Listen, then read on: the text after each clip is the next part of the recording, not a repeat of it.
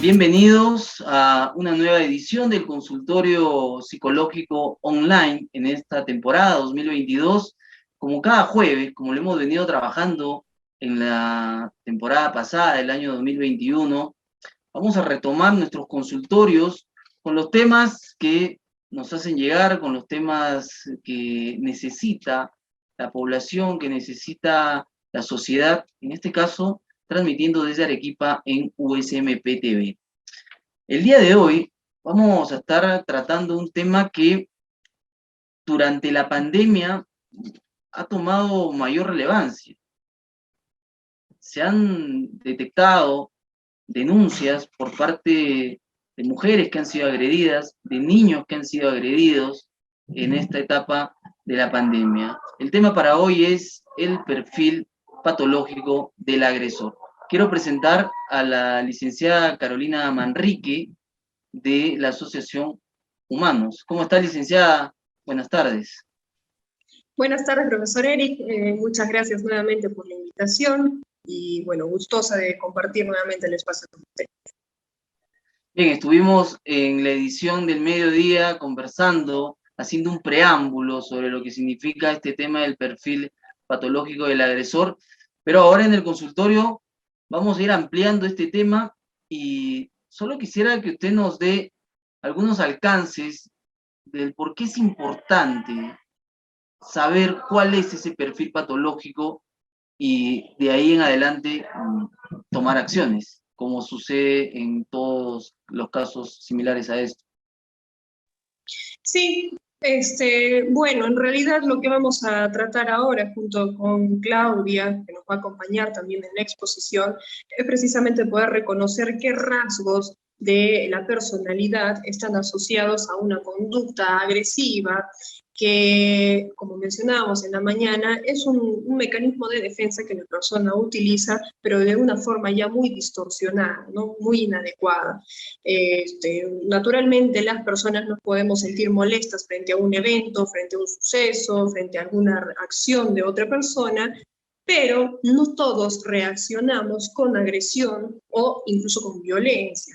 Entonces, esto que nos dice que ya algo está funcionando mal en nosotros. ¿Por qué hablar de este tema? ¿Por qué hablar del agresor? Porque muchas personas que nos pueden estar oyendo, escuchando, viendo, pueden comenzar a sentirse identificadas con algunas de estas características, ¿no? Y tal vez no he llegado al punto de ser ya un agresor o una agresora, pero tengo muchas de estas características que las vamos a ver más adelante, porque es importante identificarme, ¿no? Es importante saber que si yo no estoy satisfecho, no estoy teniendo buenas relaciones interpersonales, familiares, sentimentales, por mis reacciones, algo me está pasando. Porque es importante también porque las personas que nos escuchen pueden saber y pueden aprender a identificar a su pareja, a sus familiares, a sus padres, amigos también, ¿no? O hijos incluso, que estén desencadenando alguna de estas conductas y que empezamos ya de alguna forma a identificar, ¿no? Esta persona, mi hijo, por ejemplo, está teniendo estas conductas de personalidad, estas características de personalidad de una persona agresiva, violenta, entonces tengo que intervenir, ¿no? Tengo que buscar ayuda, porque esto, como vamos a ver, más adelante se va a cronificar, va haciéndose de alguna forma menos manejable y la ayuda, a veces psicológica o psiquiátrica, queda muy limitada, ¿no? Entonces, es por eso que es importante aprender a reconocer quién es un agresor, ¿no? Qué personas también rodean al agresor, qué características ha desarrollado este agresor y qué se puede hacer al respecto también. Le damos pase a nuestra siguiente especialista. Claro que sí. Yo los dejo entonces con Claudia Nina. Ella nos va a hacer la presentación. Bienvenida, Claudita. Buenas tardes. Buenas tardes. Muchas gracias por darnos la oportunidad de tener este espacio para poder compartir información que puede ser relevante, ¿no? Para, como bien lo decía la licenciada Carolina, importante reconocer. Vamos a empezar entonces nuestro tema el día de hoy, hablando sobre el perfil psicopatológico del agresor. Disculpe, ¿podría confirmarme si se puede ver mi pantalla, por favor?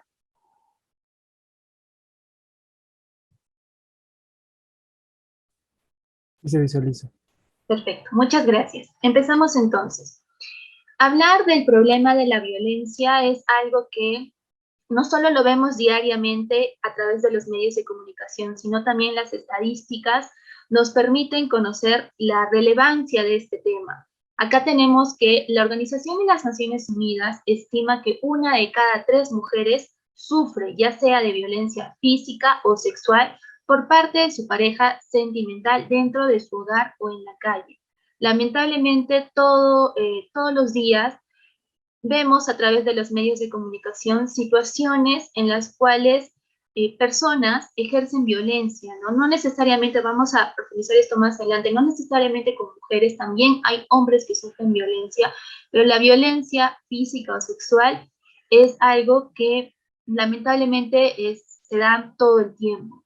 En nuestro país, la violencia contra la mujer por parte de su pareja es una de las formas más frecuentes y dañinas. Esta convivencia diaria con el agresor los une a través de un lazo emocional y en muchos casos existe un deber de soportar esta agresión por los hijos menores. En consulta muchas veces se ve que el hecho de que no quieran terminar la relación porque de repente pueda esto afectar a los hijos o también porque hay dependencia económica, genera que la mujer se someta y permita este tipo de agresiones contra ella. Desde un punto de vista cultural, tenemos que la violencia tiene una base patriarcal. ¿Qué quiere decir esto? Que el varón es, entre comillas, superior, que tiene derecho y responsabilidad de corregir a la mujer y controlar su conducta. En los CEM, los Centros de Emergencia Mujer, se registran un número más alto de violencia, ya sea familiar o sexual, contra la mujer. Tenemos que el 87% de personas que sufren violencia son mujeres y también hay un porcentaje menor, pero esto no significa que sean menos importantes, de violencia contra el varón, que vendría a ser un 13%. Es así que vemos que la violencia también es ejercida contra varones, pero existe una vergüenza cultural al hablar sobre ello. Muchas veces esta vergüenza genera que la persona calle, y no solo hablamos de varones, sino también de mujeres. La vergüenza, el qué dirán, generan que la persona reprime esas emociones, las guarde y no pueda buscar herramientas o alternativas para poder solucionar este tipo de conflictos. Ahora, antes de hablar sobre quién participa en las agresiones, es importante identificar qué es una agresión. Una agresión es una acción que causa daño a una persona. Teniendo esto como base, podemos entender que los participantes de las agresiones son, en primer lugar, el agresor, o también conocido como victimario. Es aquella persona que tiene un comportamiento permanentemente provocador e intimidante. Es la persona que tiene que ejercer el control. Por otro lado, tenemos a la víctima, que es aquella persona que sufre un daño o perjuicio a causa de la intimidación permanente del agresor. Es una persona más sumisa, ¿no? Entonces tenemos que el agresor es quien infringe el control sobre la víctima, ¿ok? Y finalmente tenemos al espectador, que es aquella persona que acompaña a la víctima o al agresor, pero se mantiene inhibido ante la intervención. Aquí vamos a poner algunos ejemplos. En el caso, por ejemplo, de una agresión en casa, puede ser el agresor padre o madre, la víctima, vendría a ser la otra parte, y el espectador podrían ser los hijos. En un ámbito educativo en el que se dan bullying, también podemos considerar, ¿no?, que los espectadores podrían ser los compañeros de trabajo que observan que a alguien le están agrediendo o están violentando.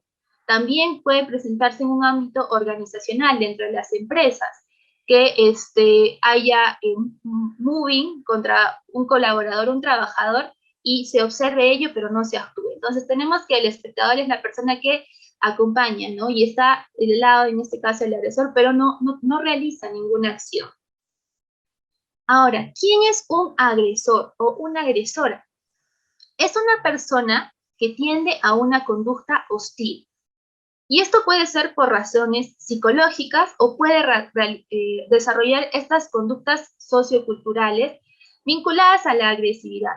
Esto quiere decir que, si bien es cierto, hay un aspecto que puede desarrollar la persona, ya lo vamos a ver más adelante también genéticamente, pero todo depende también del espacio en la que ésta se desarrolle y se desenvuelva. Si una persona desde muy pequeña vive en un ambiente hostil, donde presencia violencia, o de repente su entorno más cercano, escuela, o de repente, no necesariamente los padres, sino también otros familiares ejercen violencia, de alguna otra forma eso también va a desencadenar que hayan conductas socioculturales que lo muevan a la persona a que pueda desarrollar esa agresividad. También tenemos que la agresión es un acto que surge de forma independiente a las acciones o situaciones que rodean al agresor, o que al menos no suele aparecer como respuesta de una forma de maltrato de parte de alguien más. Finalmente, el uso correcto de esta palabra se centra en aquellas muestras de violencia física o verbal que apuntan directamente a causar un daño a otro. La violencia verbal la entendemos entonces como una violencia psicológica, ¿no? Y también es importante resaltar que la violencia psicológica muchas veces, a que no parezca, deja secuelas y daños muy graves en la persona que es víctima de este tipo de agresiones. Por eso es importante poder reconocer qué acciones o qué conductas del agresor pueden ser como unas alertas, como unas señales que nos permitan identificar para nosotros poder accionar y poder tomar también las medidas necesarias para salir de este tipo de ambientes. ¿Cuáles son los rasgos psicológicos del agresor? Normalmente el agresor tiene un comportamiento provocador y de intimidación permanente. Posee un estilo agresivo en la solución de conflictos. Presenta dificultad para ponerse en el lugar de otros. Vive una relación familiar poco afectiva y tiene muy poca empatía.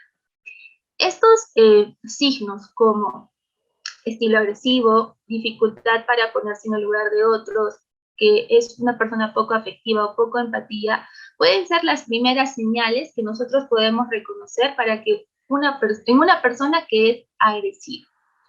Ahora, como les comentaba hace un momento, la persona, el agresor o el victimario siempre necesita tener el control, necesita someter a otras personas. Entonces, lo importante con eso es que, sumado a ello, reconocer este tipo de actitudes nos va a permitir buscar la ayuda necesaria cuando estas señales sean más propensas. También tenemos que hay algunos rasgos como los celos distorsionados, personas que constantemente buscan, no confían en ti o buscan situaciones en las cuales a ti te pongan en una situación intimidatoria, no confían en lo que tú puedas decir, a pesar de que tú nunca les hayas mostrado señales o nunca les hayas mentido a esa persona siempre va a tener celos distorsionados. Ahora, como también señalaba, no son suspicaces, desconfiados, por más que no haya motivo, siempre busca una excusa o cualquier situación para que puedan demostrar desconfianza hacia uno. También la falta de control de impulsos, y esto es muy importante, porque nosotros cotidianamente tenemos una forma de reaccionar a las situaciones. A veces, digamos, si sucede una situación imprevista, podemos reaccionar de miedo, de tristeza, con alegría, o también puede ser que nuestra primera reacción sea el enojo, pero usualmente las personas agresoras siempre reaccionan de la misma forma y es a través de la agresividad. No pueden controlar sus emociones. También ejercen control sobre los demás. Y esto es algo que resalta mucho en ellos, ¿no? Que siempre necesitan tener el control y quieren tener la razón en todo. No son personas empáticas, no se ponen en el lugar de la otra persona, por más de que uno intente explicarle su posición, no pueden ponerse en su lugar, siempre piensan en sí mismos. Dificultad en expresión emocional, aislamiento social e emocional, son personas que muchas veces no tienen una adecuada sociabilización con otros, y esto también implica una baja autoestima, aunque no parezca, en consulta muchas veces se ve, ¿no?, que hay creencias de que los agresores son personas dominantes, que tratan de tener las situaciones controladas, pero son personas que tienen baja autoestima. ¿Y por qué sucede la baja autoestima? Porque de alguna otra forma el agresor se pone cierto tipo de máscara para no mostrar su vulnerabilidad. También tenemos que este tipo de rasgos, hay rasgos de ansiedad y dependencia y de inestabilidad emocional. No pueden mantener una emoción en el tiempo. Pueden estar en un momento alegres, en otro momento pueden estar renegando o pueden estar enojados o gritando. Son personas que cambian constantemente en cuanto a pasan una acción y cambian constantemente emocionalmente a través de ello. También tenemos que tienen miedo a la pérdida y el abandono. Y eso es lo que les comentaba hace un momento, ¿no? Que ellos, por no perder a la persona, actúan de una forma controladora, pero en el fondo lo que tienen miedo es a perderla. ¿Por qué miedo a perderla? Porque les explico un poco. La persona agresora busca tener el control sobre una persona u otras personas. En este caso, en el hogar, por ejemplo, puede ser madres o hijos.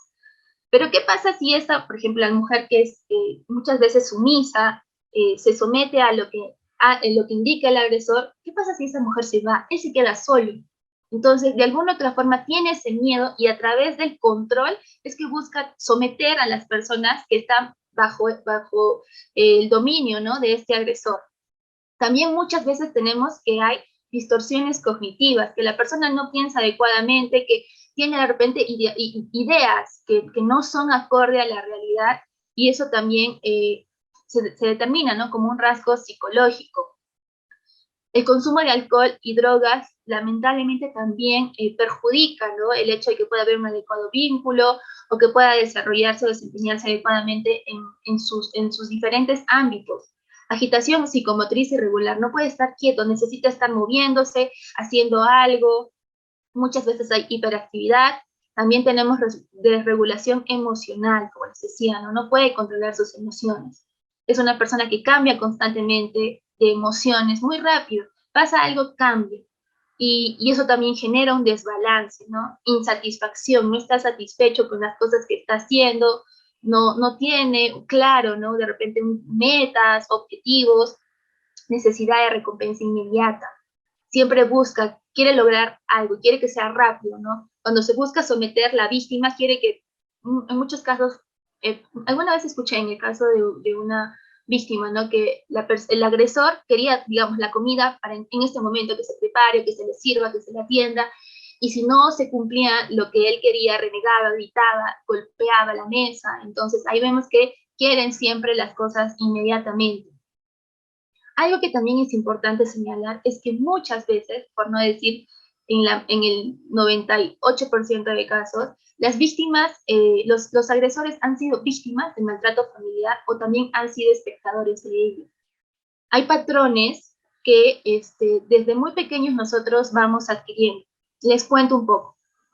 Cuando nosotros nacemos, el primer vínculo que nosotros desarrollamos es con nuestra madre. Y esto lo hacemos a través del apego. Pero ¿qué pasa si la madre de una persona, en vez de darle amor, cuidado, protección, le da todo lo contrario, indiferencia, no lo quiere, lo rechaza? Entonces vemos que este primer vínculo que debería formar la persona con su madre está roto. Y si sumamos otros factores, como el hecho de que en el ambiente familiar hay agresión, eso genera en el niño timidez. En el colegio sufre de bullying o constantemente ve, no necesariamente presencialmente, sino también a través de las redes sociales, ve o juega también videojuegos de agresión o ve situaciones a través de películas agresivas. Eso va incrementando y alimentando de alguna forma el comportamiento de esta persona. Y al ser esto tan fuerte y reforzado, y al reforzarse este tipo de acciones, genera que la persona, a medida que vaya creciendo, vaya teniendo comportamientos y conductas de agresión. Es importante entonces conocer también un poco cómo fue el desarrollo, la infancia de las personas agresoras, porque muchas veces han sido víctimas de maltrato familiar o también lo han visto en casa o en medios o ambientes en donde ellos se han desarrollado, que se supone deberían ser espacios seguros. Y también, como lo veíamos, hay cierta predisposición genética, que ya lo vamos a desarrollar un poco más adelante. Ahora, ¿cuáles son las necesidades del agresor?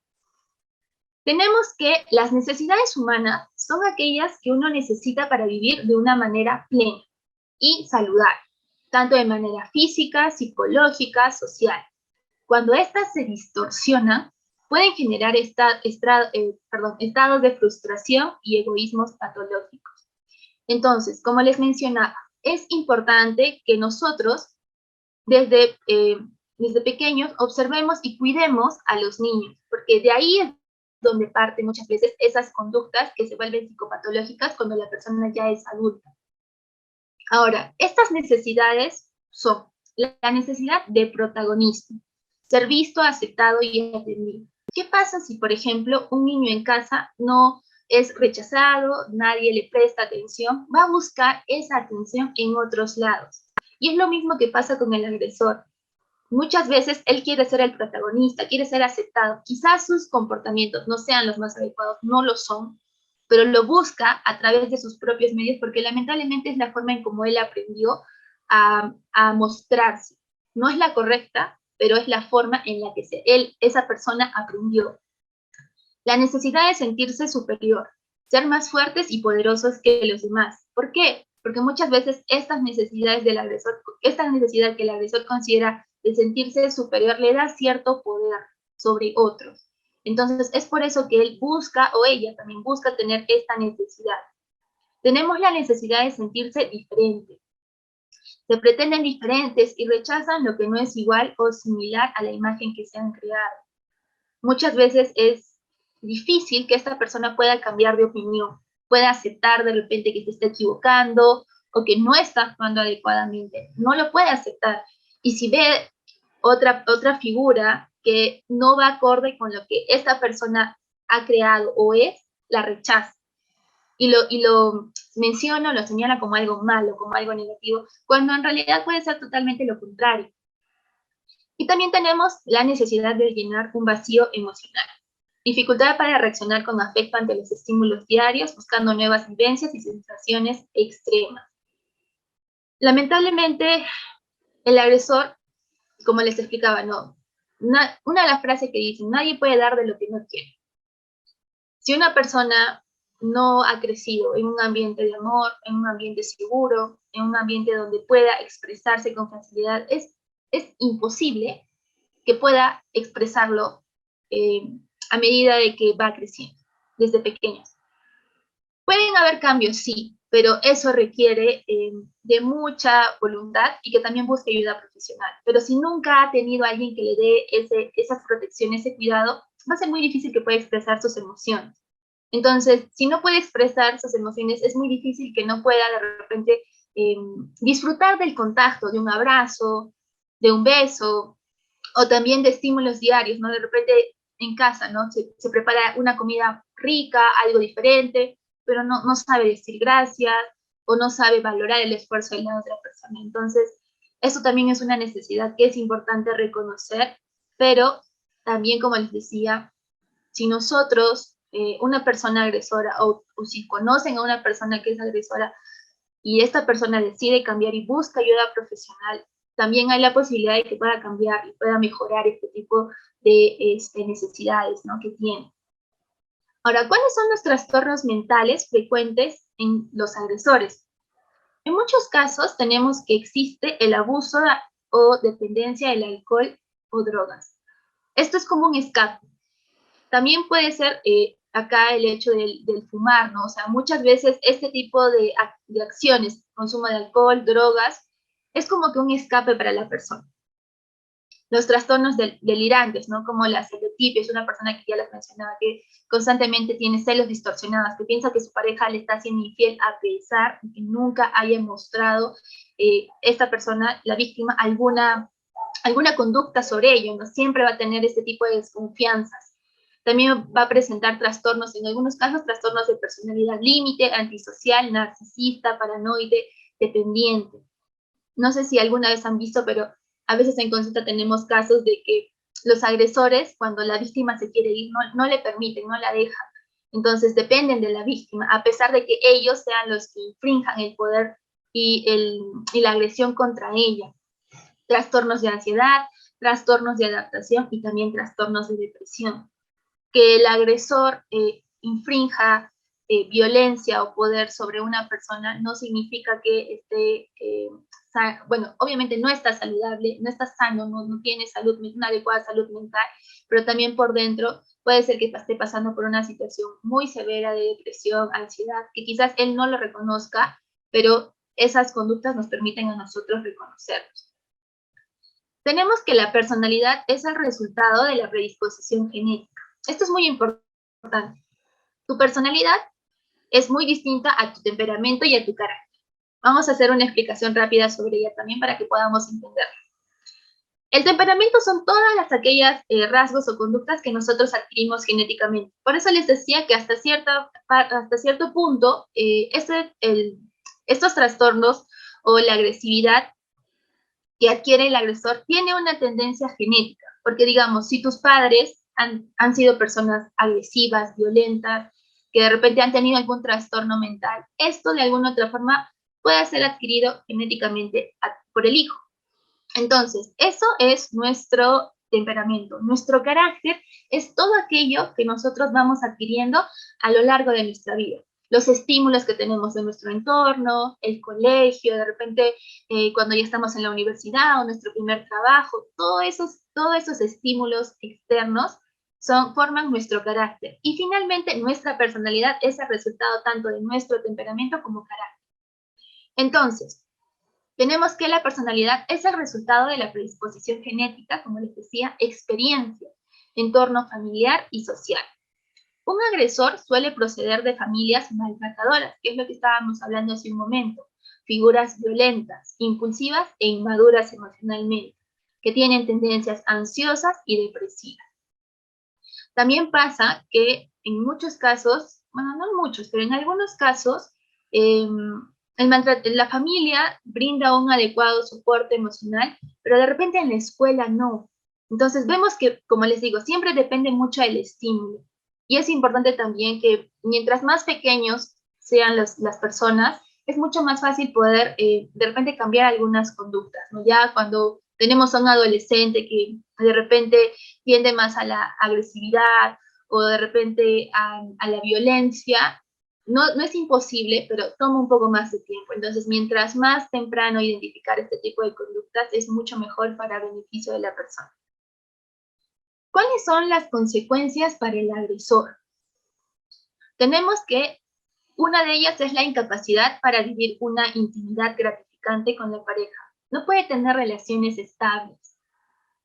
Constantemente, como les comentaba, ¿no? Hay desconfianza, hay celos, entonces no puede tener una relación saludable y obviamente esto no le da una estabilidad tampoco, no personal. También tenemos el riesgo de la pérdida de esposa, hijos y familia. Cuando se busca la ayuda, si por ejemplo la esposa decide salir de casa, decide buscar ayuda a través de repente de una denuncia, hay varios centros que trabajan temas específicos en este tipo de situaciones, ¿no? Cuando hay violencia física o psicológica en casa y la esposa inicia un tratamiento psicológico y decide salir adelante con los hijos, porque también hay dependencia económica. Muchas veces las víctimas se quedan por dos cosas, o por violencia económica, o por temas económicos o por el hecho de los hijos, porque por los hijos suelen quedarse y también por el tema económico, pero si la víctima decide salir del hogar, eso también deja al agresor solo, y eso también puede ser una forma de que él pueda buscar una ayuda profesional para poder tener cambios, ¿no? También tenemos el riesgo de detención y condena en caso de que haya violencia física, y si se produce, obviamente, la denuncia adecuada, el aislamiento y pérdida de reconocimiento social, sentimientos de fracaso, frustración y resentimiento. También tenemos la dificultad en muchos casos para pedir ayuda psicológica y psiquiátrica. Por eso es importante que podamos reconocer estos aspectos. Y ahora, algo que también quiero aclarar es que las personas cambian, sí, pero solo cuando ellas quieren cambiar.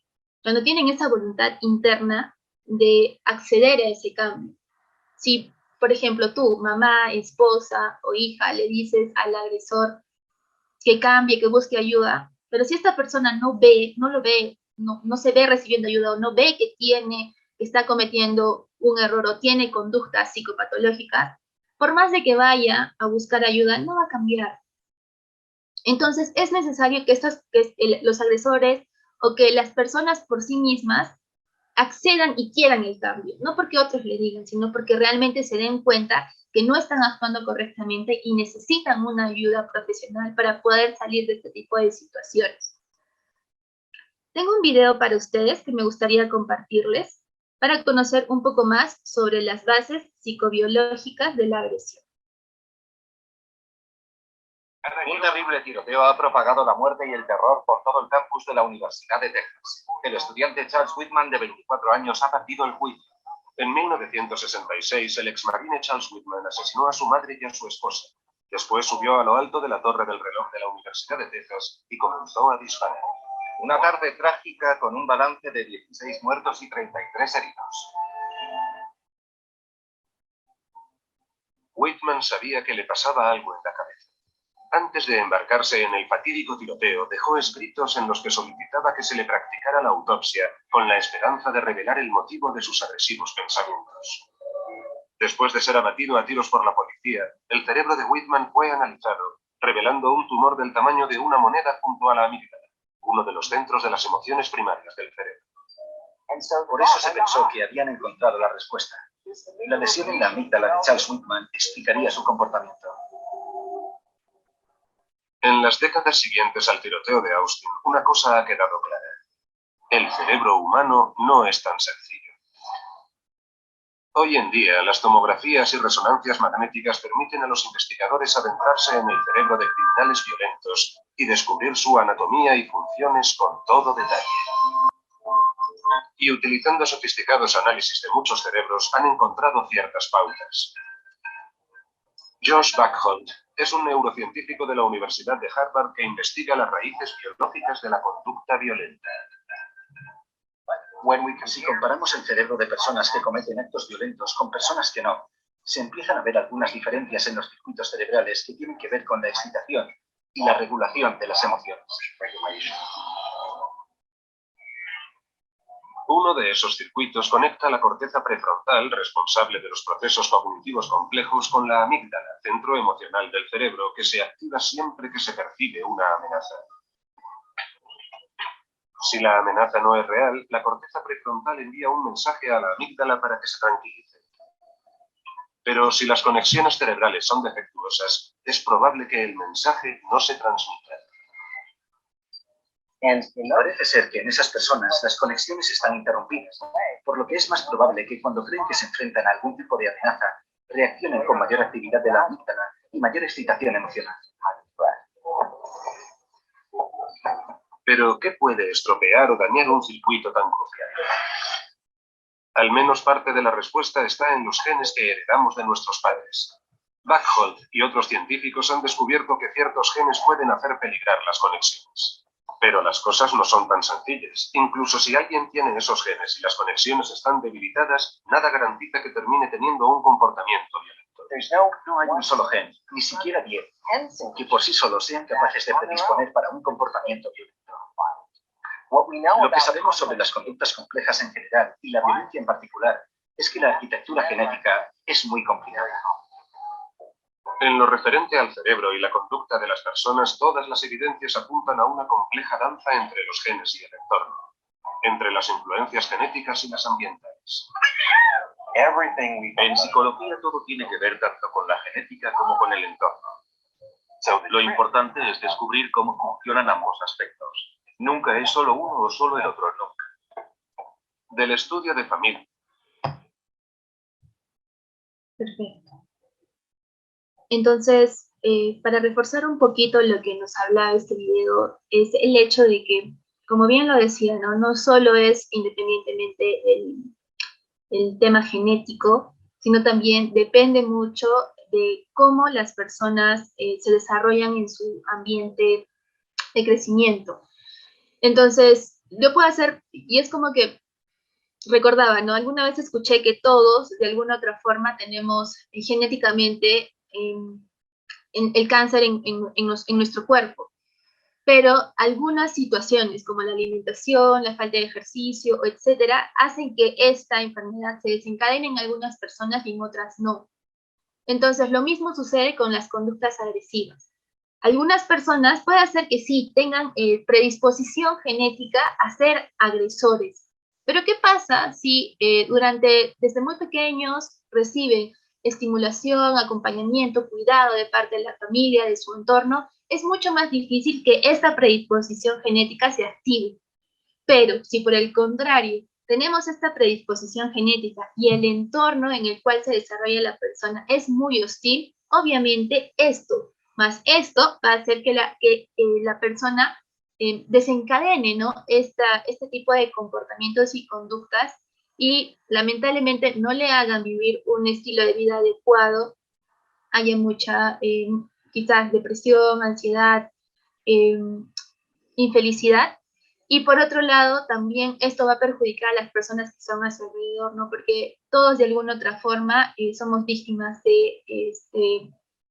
no víctimas, sino todos de alguna otra forma hemos coincidido con personas que son agresoras, y es importante también poder tener las herramientas, conocer este tipo de aspectos para quizás orientar o recomendar que busquen ayuda profesional.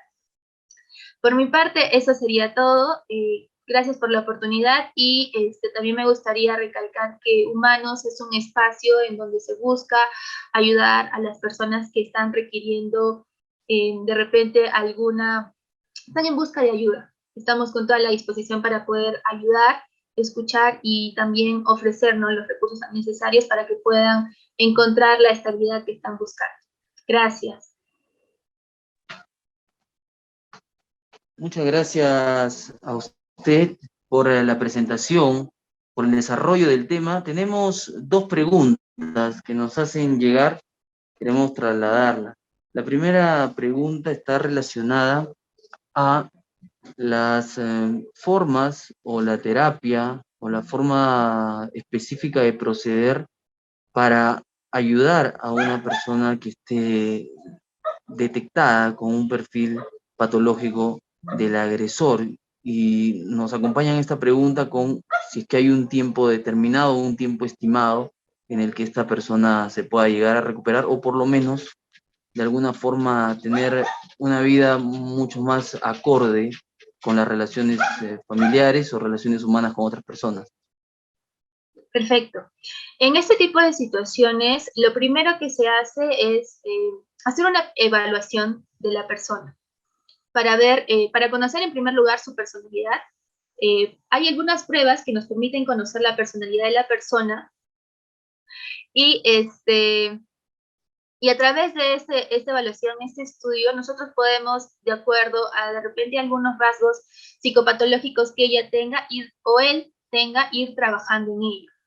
En cuanto al tiempo, la verdad, y quiero ser sincera, cuando las personas han sido víctimas de maltrato desde muy pequeños, hay trastornos. Si por ejemplo, hay un trastorno límite o hay un trastorno narcisista, eso involucraría quizás un proceso psicoterapéutico largo. Puede ser quizás 6 meses. Si es algo muy grave o severo, puede ser mucho más prolongado, ¿no?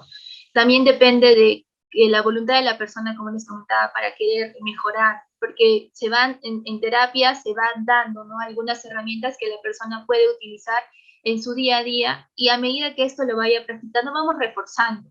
La idea también es que, creo que todo profesional médico, nosotros buscamos que el proceso psicoterapéutico tampoco sea demasiado amplio, ¿no?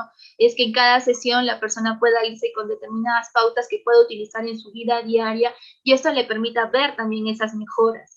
Pero lo idóneo es que se haga una evaluación, que en base a ello se arme un plan psicoterapéutico para trabajar, ¿no? Cada uno de estos aspectos que de repente durante el desarrollo de la persona no han sido los más óptimos o adecuados, y en base a ello también ir reestructurando y mejorando la conducta de la persona para que estos cambios se reflejen en su día a día.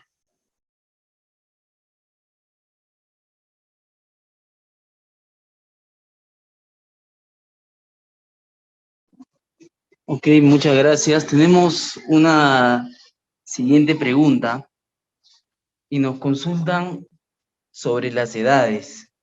Si es que esta patología es detectada en un adolescente, en un niño o en un adulto, ¿varía en algo? ¿Es el mismo perfil? Es lo que nos consulta. Ok, sí, hay variación, porque como les comentaba, si por ejemplo nosotros, los, digamos, padres o de repente docentes, vemos cierto tipo de conductas que no son de repente conductas adaptativas en un niño, es mucho más fácil que a través de repente el juego o a través también de terapia se pueda trabajar con el niño y estos cambios puedan ser mucho más óptimos porque el pequeño recién está en proceso de desarrollo. Entonces, mientras más, como les comentaba, ¿no? Mientras más pequeño es mucho más fácil realizar cambios. Ahora, cuando tenemos, por ejemplo, a un adolescente, él también está en formación de su personalidad, porque, ojo, es importante también destacar que la personalidad de recién se empieza a desarrollar a partir de los 18 años. Por eso les decía que es importante todo el proceso de formación de la persona desde que son niños, de por sí desde que están en el vientre de la madre. Entonces, cuando es adolescente, él todavía está formando su personalidad, quizás ya tiene algunas conductas o acciones adquiridas, pero si es que esto se maneja en terapia, es algo que se puede adaptar y mejorar. A diferencia de que cuando uno ya es adulto, ya hay patrones o conductas mucho más establecidos y desarrollados. Entonces, va a ser quizás, no digo que sea imposible, ojo, pero es un poco más difícil que la persona decida o adaptarse a nuevos cambios, porque es como que una conducta se repite en el tiempo. Digamos, si yo repito X conducta, 1, 2, 3, 4, esta conducta es agresiva, la repito 10, 20 veces, se va reforzando.